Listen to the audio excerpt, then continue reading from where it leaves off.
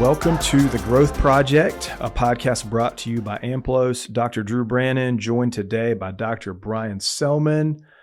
Dr. Selman, welcome to the conversation. It's good to be here.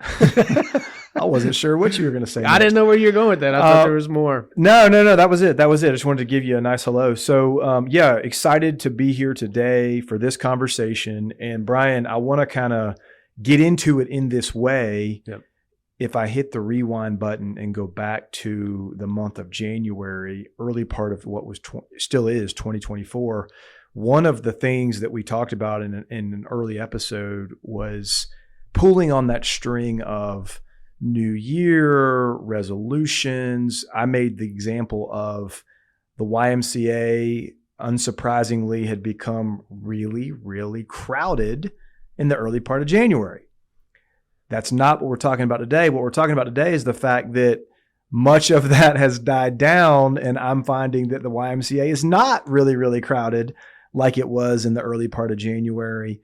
And what we mean by that for our listeners is that many of the things that might have had great vigor behind them in early 24 are regressing to the mean if you aren't careful. So what are we really talking about? Like, what is that phenomenon that we think is hitting pretty hard if you're not careful right now? Yeah, and let's be honest. Drew is not complaining that the crowd at the YMCA is thinning out. Not one bit. That he has I'm not. Less competition for him to be able to continue to dominate his routine in the gym. So that let's go ahead and make that clear. But it's not uncommon that we let the calendar and where we find ourselves on the calendar really dictate a lot of how we're thinking about our work that we're doing and just where we're at and what's important at that given time, right? Around Thanksgiving, we did a podcast on gratitude. Around the holidays, we did similar podcasts. Around December, most of our content was trying to wrap up and synthesize everything that you learned from the year 2023. And then in January, rolling it over into how are we going to set goals effectively? How are we going to get off to the right start? What do we need to make sure that we're emphasizing to do that?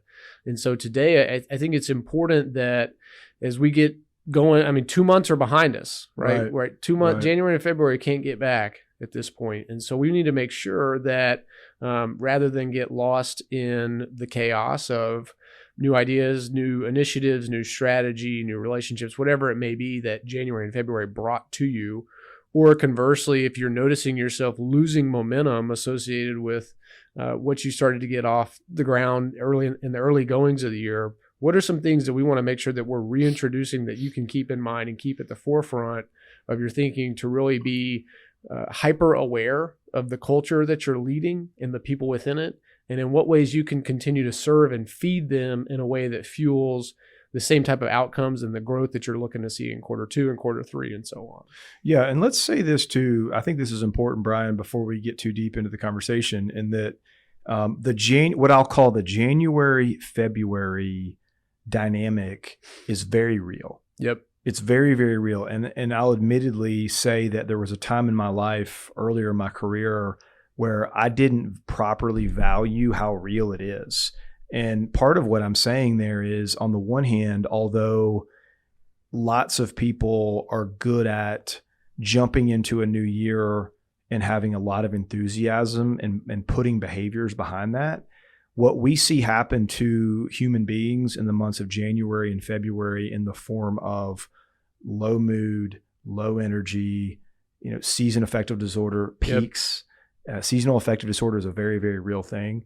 Heck, even in the Southeast where we are, it's been a kind of brutal 60-ish days of gloomy days, cold weather. And like this undoubtedly has a massive effect on initiatives, goals, and any type of kind of behavior-driven objective that people said they wanted to be really good at in January. It's a real thing. Yeah, it's funny.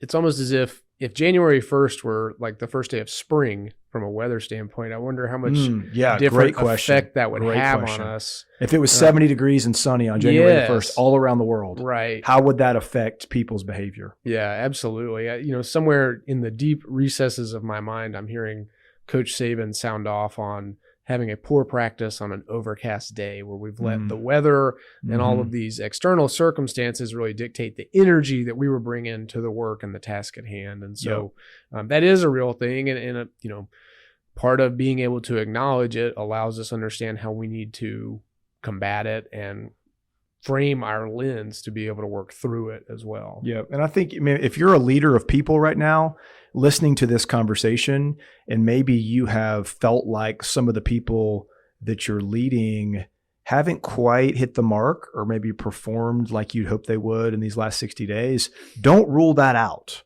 Like, don't rule out the possibility that just calendar and time of year has played a role in that. Because like we said, are we saying that should be the thing you refer to as to why you aren't quite showing up the way that of course we aren't suggesting that. But what we are saying is that if that has had an impact on you that you aren't thrilled with, that does not make you, incapable or unqualified. Right. It just means you're human. Yeah. And by acknowledging that, we can go lead through it and take this level of awareness, both internally and externally, and figure out how we need to serve these cultures that we're in. So there's our frame. I mean, we wanted to kind of frame that up. And now as we get into it, Brian, of thinking about specifically targeting the organization level today of like, okay, your system that you exist in. And so let's apply that to a couple different areas. That could be a very conventional type system of, I work for IBM or some large organization or entity that has a clear hierarchical structure and we do business, and that could be that, right? A very different, still a human system might be your family. Like, you might be thinking about your family and what's going on there and what's transpired over the last 60 days, and you're now trying to see clearly. And then I would say any example that's in between those two, which is lots. If I set up a continuum that includes, that runs from like primary household through IBM, there's a lot that falls in the middle. I think you've hit them all.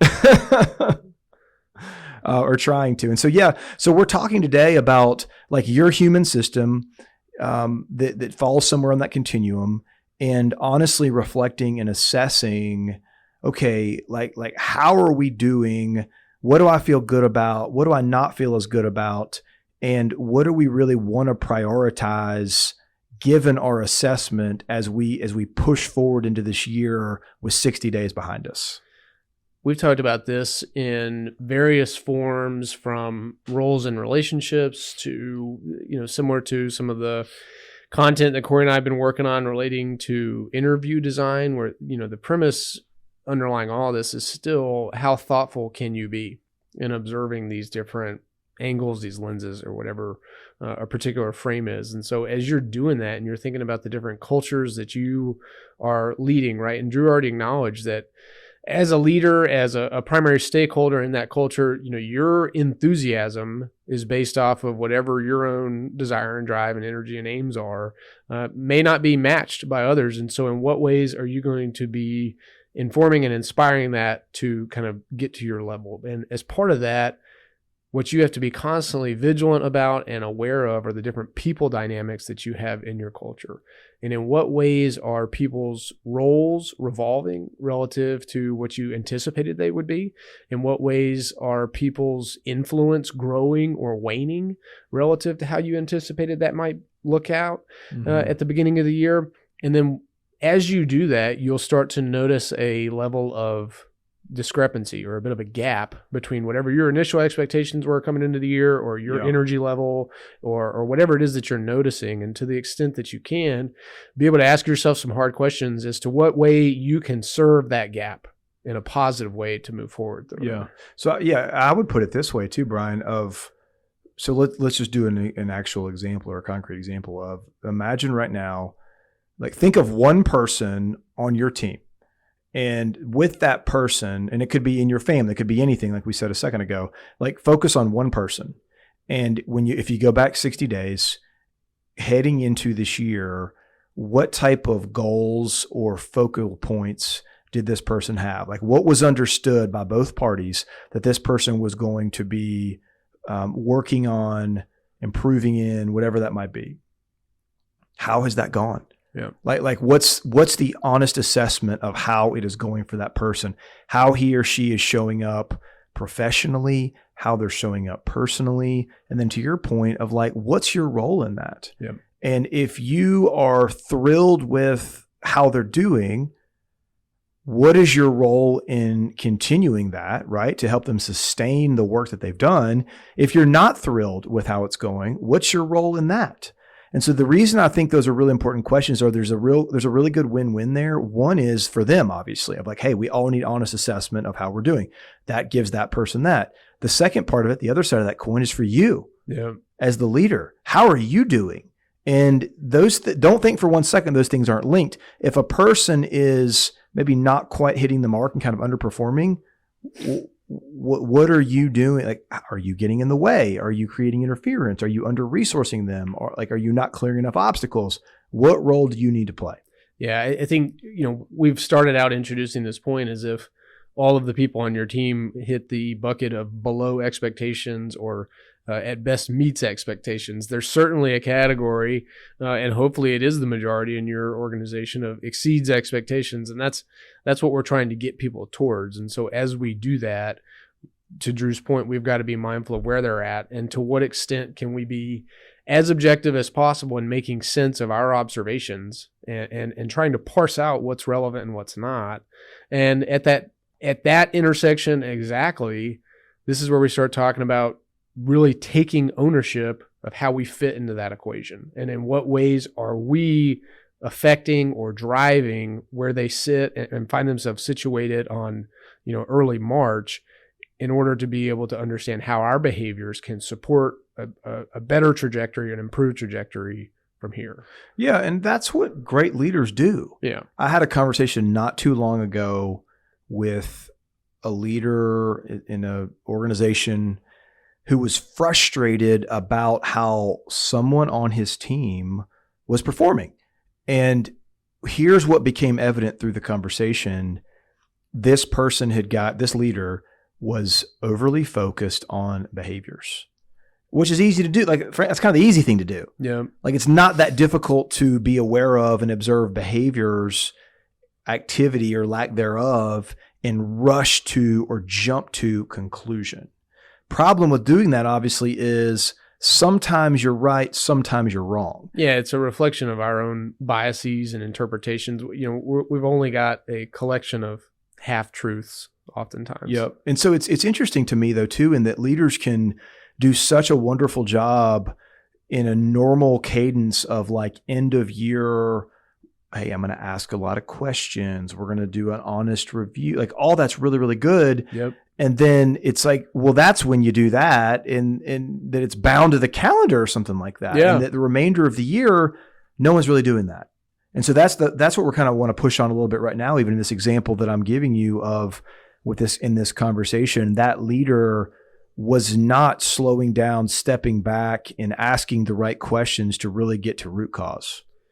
Yeah, and getting to root cause, again, answers that initial prompt of just how thoughtful can you be about the people and the context and what's becoming a reality in your culture already after 2 months. And so one of the things that we've already talked about, just framing up the idea of thoughtfulness and observance, your ability to see things and make sense of them as they show up in your culture. There's really two different aspects that we want to take a specific look at. And one of it's people driven and one of it's more process or policy driven. And in what ways are you noticing the relationships amongst your people growing, and how are they serving what you're trying to get out of this year? Who's got influence that's growing? Who's got influence that's emerging? What does that look like? Whose influence has seemingly started to be diminished or voice that has something going on that's causing it to fall short of what has become normal over years past, or expectations, or these kinds of things. But as you zoom out of the room, I always like to, it's easy when we talk to our athlete populations because they do so much film study to begin with. So when I make this metaphor, it's common for them. But if I were to watch your culture on film, right, the idea of the eye in the sky doesn't lie and it's objective in what it captures. If I was to watch your culture on film, what would I notice and what would you want me to notice? And in that gap, what's going on and how can we walk through that together amongst the way that the people are treating each other, amongst the way that communication is going on. Is there a lack of clarity on a few fronts? You tell me. That's okay. I'm still kind of working through that in my head because I know we've talked about those two questions. What would I notice and what would you want me to notice? And those can be two very widely divergent things. Yeah. They can be very, very different worlds. And I think one of the things that I think really comes into play there, Brian, is the fact that, and I was kind of going there in my head as you were saying that, is I feel like with too many leaders, they're really only kind of giving feedback in like two ways of like, we're doing like the annual thing. Yep. And we're doing like the daily thing of like, hey, annually we're going to kind of do this deal. And then everything else, I'm just going to respond. I'm going to react. Very reactionary. Like if when something bad happens, I'm going to react and kind of force feedback in that moment. And then we'll just sit tight until either the next thing happens or the year ends. Yeah. And that has so much to do with what you just said of like what you would notice compared to what I would want you to notice. Mm-hmm. You would notice a whole bunch of things because I'm just reacting or giving feedback once a year is how I see it. Yeah. I mean, we used to talk all the time with our coaching staffs in professional baseball about trying to be proactive in how we were leading and driving the culture that we wanted to see. And rather than being reactionary and always having this fix it mindset, right? Like again, and you mentioned root cause analysis. And so if you do kind of a poor attempt at root cause analysis, you get into the space of every problem becomes a nail and you're the hammer, right? And so you just start smacking at different issues to try and fix everything. But this is what we share with our coaches, was that you're either coaching it up or you're allowing it to continue to happen. And so being able to take that lens and that mindset puts you in the position of someone who is trying to serve the challenges, serve the relationships, serve the dynamics within your space in a way that can help them continue to grow or get back on track, whatever it may be. But in order to do that, you have to be aware of them and have to be vigilant about and intentional about how you're going to fit into that. Right. Yep. So anyways, I think there are a few key questions such as these that we would recommend you have on your short list and kind of in your playbook as a leader that you're referring to on a consistent basis, not once a year, preferably. Yeah. Okay, let's go to our next one. A second one is, everybody starts the year and it's the perfect time. It's the perfect season to really be establishing new initiatives, establishing new policy, whatever it may be. But it's important that we make sure that as soon as we've set sail on the year, again, can't get January and February back, that we're deliberate and asking ourselves, are these things even aiming at the right target like we thought they were, right? Like nobody would go on a cruise, get a sixth of the way into it and be like, man, we're not even close to on track, but like, we're just not even going to worry about it and keep going, right? They would recalibrate and rewrite the course and get back on the direction that they need to be. And so when you think about norms within your culture, and they don't have to be policy related, they could just be about how people show up every day or how people treat each other or like any of these things. But like, what is it that's becoming normalized in your culture? What is it that's becoming routinized and part of the just standard expectations of how your people show up and hang with each other and work? And the end product is only a glimpse of the process that goes into that. But how thoughtful can you be in making sure that those things are tracking in the direction that we want them to be? And it's a lot more difficult than it sounds. Yep. Yeah. And I'll go back and do it this way as we're thinking about norms and policy. The simple activity that we talked about earlier this year, start, stop, continue. Yeah. So I guarantee you there are people listening right now who made decisions in the early part of 24 to start something new. Like, hey, like we are making this a norm. We are going to start doing this every Tuesday or once a week or whatever it is. Well, first of all, are you still doing it? Yep. And second of all, is it working? Like, should you be doing it? Is it a smart move?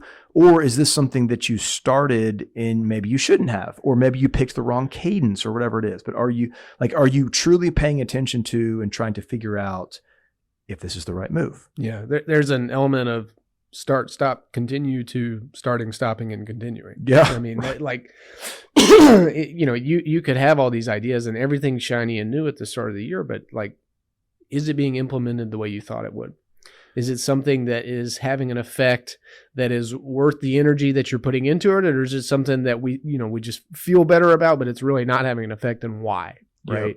Is this something that continues to like see energy and drive motivation within our employees? Some of those elements of self-determination theory, like, does this initiative and does the effort and the time that we're spending associated with these ideas support intrinsic motivation? Does it support the culture that we're trying to uphold?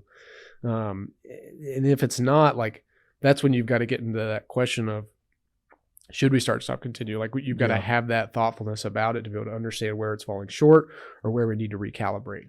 And the same goes for stop. Yeah. Whatever that thing is, whatever those things are that you made the decision to stop doing, how has that turned out? Like, do you miss it? Do you see a problem or problem set that stopping it has created in whatever ways you would measure or indicators you would look for?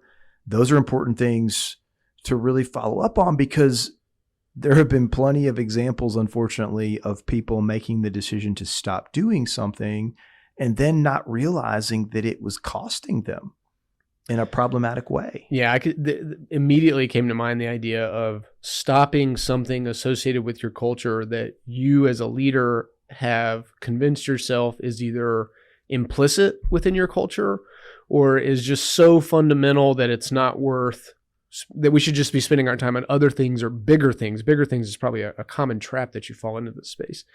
And then when you stop doing it, you stop revisiting these fundamental pieces of your culture. All of a sudden, you get to a place where you have a lack of clarity, and it's because you haven't brought them to mind often enough recently. Yep. And then the last part of that we would recommend you're looking into is, like, what did you decide to hold on to continue doing that maybe you shouldn't have? Yeah. Like, what are you still saying yes to? What type of norm, whether it's a meeting that you're having or a policy that you're keeping in the game, that maybe it's time to be done with. So it's going back and looking at decisions that you made at the early part of the year and taking the pulse of what it's doing within your organization, how it's affecting your culture, knowing that you want to have a great one, right? No one like gets up in the morning and thinks, man, it would be great to kind of have like an average middle of the road type culture around here. That's not what people are trying to do. Yeah. And no one wakes up every day saying, like, man, in January we said we were going to do this and can't wait till next January to get that figured out. We hope not. I think there's really two things just to keep in mind as you examine where your culture is to get the year started. As things are moving forward, who do they serve? Who do they not serve? And how honest can you be within that? And what do we know now that we didn't necessarily know originally? And to what extent can we take ownership of how our role is situated within that? And then from there, how can we drive our mindset and our behavior in a way that does get us back on track or recalibrated or clarified in a direction that's going to support what we want to see as we get into the spring and summer? Right. Yeah. And that's the heart of what we're saying here is, and this is we work a lot in sports. We talk a lot about how both the business world and the sports world can learn from each other. This is a big one where the business world or the corporate world can learn from the sports world. Yeah. And the way that, and you kind of alluded to this earlier, the way the sports world does review and assessment. It's just such a natural and regular thing within their world. Yeah. And so what's one of the byproducts of that? They tend to adjust really quickly. Yeah. Really quickly. Yeah. And they don't form committees to make decisions. Right. So when something pops up that is like, whoa, like this is a thing. As soon as a thing gets identified, it gets fixed. Yeah. Or at least there is an attempt that's put into place to try to fix it. It might not be a blink of an eye type remedy, but they move really fast. Yeah. And that's an advantage. that's a big advantage. Now, we are well aware, we've worked with lots of different organizations across different industries and realize that you can't always be that agile or that nimble as you maybe see in the world of sports. We respect that, but we do want to challenge people to kind of push on the conventional notions of how you go about changing policy, how you go about adapting and reacting to what your culture is telling you and what your people are telling you, and hope that leaders who really want to be kind of tip of the spear on the front edge of things are willing to go faster. Yeah. It's so funny when you see something, rules, regulations, policy created, and somebody will say, well, this is a living document. This is a living culture full of people that are actually breathing into it, and their heartbeats come in and they can try and contribute to it every single day. That's who we ultimately need to be serving. And to the extent that we can be thoughtful of that, is really where we're going to see, regular performance turn into good performance and good performance turn into great performance. And this point kind of hit me as well as we're talking through this, for leaders to really understand your people need to see this commitment from you. Yep.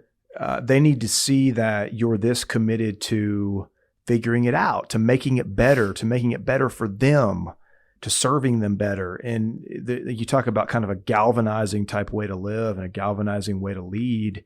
When you're working this hard in some of the ways we're really suggesting and challenging you to work in this conversation, people want to get behind that. They love that. They're motivated by that. They feel increasingly grateful to exist in a culture like that. And so it effectively becomes kind of a rocket fuel type formula for your people. Yeah, part of being a great leader, at least some of the ones that I've had the fortune and privilege to be around, is that taking ownership for your role within the culture, within just the clarity of anything and everything that we're doing, is so important, in that you have this belief and in many ways a healthy fear that credibility is at stake all the time, and that your people, we used to tell this with coaches all the time, the players know. It serves you no advantage to assume that the players or your people or the, whatever the front line is of your organization is naive, right? You should assume that they know and that they're paying attention. And that's just the level of expectation that you have to rise to in a leadership position as someone as this not only a model for what it should look like, but a designer of the experience overall, for sure. Yep. Yeah. And let me say this too, because as we're talking about this kind of a little bit of compare and contrast of sports versus what we'll just call other. Yeah. One of the reasons I think it goes down that way, of why you see such an urgency in the world of sports, is they have an indefinite ending to their. They don't know how it's going to turn out. Like, they don't know when it's going to be over. They don't know how it's going to end. Yeah, and that's different in the business world. Like what your fiscal, are you fiscal or are you calendar? Are you like you know when it's going to end. Now, of course, there could be exceptions to that, of like, unfortunately, when companies like go out of business or file, like, sure, that stuff does happen, but that's not the norm. Like, most companies that we're working with, or the people that are listening to this podcast, good for them. They found a way, like they are turning it over year in and year out. Like, they're continuing to go forward. But because you more or less know, I guess is maybe the word I would use loosely, of like, you have a pretty good feeling like, hey, we're going to be here next year too. Right. It's amazing the way that affects urgency. Yeah. Whereas in the world of sports, yeah, you know it's going to end. You don't know when it's going to end, how it's going to end, or on what kind of terms it's going to end. Yeah. There's two elements to that. Like, sports does not allow you to put off for future problems very often. Yes. The inverse of that is that in sports, everything can feel urgent. Yeah. In a negative sense at some point, where, any small thing feels like we've got to ratchet it up to DEFCON 1 and solve, the tyranny of the urgent. And so there's definitely some interplay in there in between. Urgent but not important. That's part right. of what it runs into there. And so, each can learn from the other. But from an urgency standpoint, it's easy to sometimes just kick the can down the road when it comes to things in organizational settings. We don't want to do that. That's not the kind of organization we want to challenge people to lead. Okay, I know we got to move toward a finish here in a second. Brian, how about some kind of like final thoughts from you in the way of summary for this conversation today? I think part of this is just the commitment to pursuing excellence, pursuing mastery, and then constantly challenging yourself as a leader or as a contributor.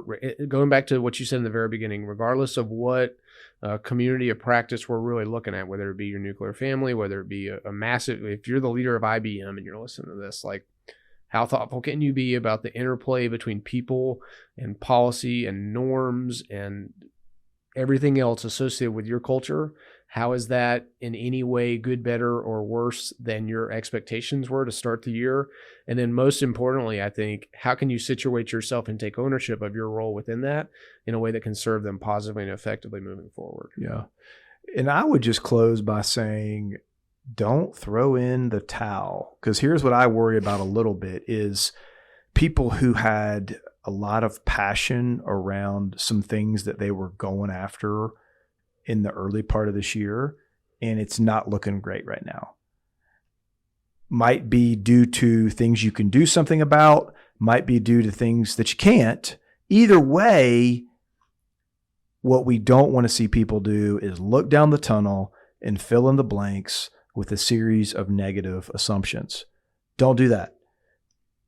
Be willing to make an honest assessment of how this window of time, the 60-day thing, has gone. Adjust if needed, but most importantly, keep pushing. Yep. Keep pushing. I was watching some college basketball over the weekend, and one of the things that is just, I just love about basketball is how quickly it can change. Yeah. I mean, it's crazy. It's such a crazy sport in that way of how quickly teams can get hot, go on runs, and get right back in the game. And I think that's a really helpful, we hope, parallel here for those of you that feel like, I'm just not real pleased with how some things have gone so far. Yeah. Got to just keep going. Yeah. Corey always does a great job teaching this when he starts talking about the idea of 1% better every day, right? Like if you plot that on a graph for a long time, that 1% doesn't look like much. And then all of a sudden it starts to take a very upward pitch, and that's where you start seeing big impact. And so if you find yourself wandering in that space of trying to keep that discipline and pursue that 1%, but you haven't seen the fruit of your labor or the rewards yet, then hang tough. Right. Okay. Well, as always, we are thankful to our listeners for tuning in and spending time with us. And we will look forward to the next chance we get to join you on the Growth Project. Thanks so much. Thank you.